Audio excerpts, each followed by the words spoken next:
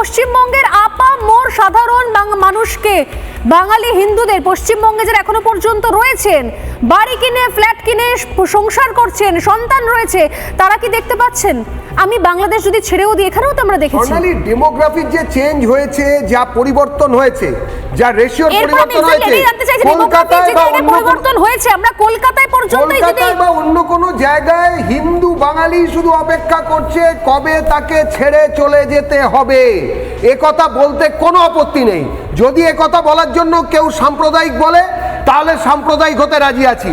আজকে তুমি বলো যে মুর্শিদাবাদে, ছেড়ে দাও বাংলাদেশে এই যে আমাদের ছায়ানটে তুমি দেখবে লালন ফকিরের মূর্তি, মানে ছবি ছিঁড়ে ফেলা হয়েছে, আরো বড় সমস্ত ভাস্কর্য বা যত ছবি ছিল ভেঙে গুড়িয়ে দেওয়া হলো। একজনও বেরিয়েছে লালনপন্থীরা? দ্বিতীয়ত, ছেড়ে দাও, কারুর বেরোনোর দরকার নেই, কেননা পিপু ফিসু ফিরেছো।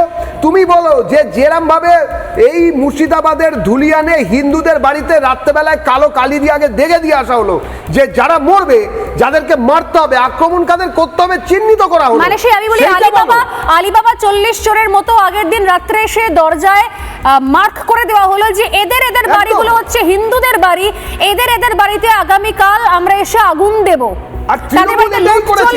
লুট চলবে।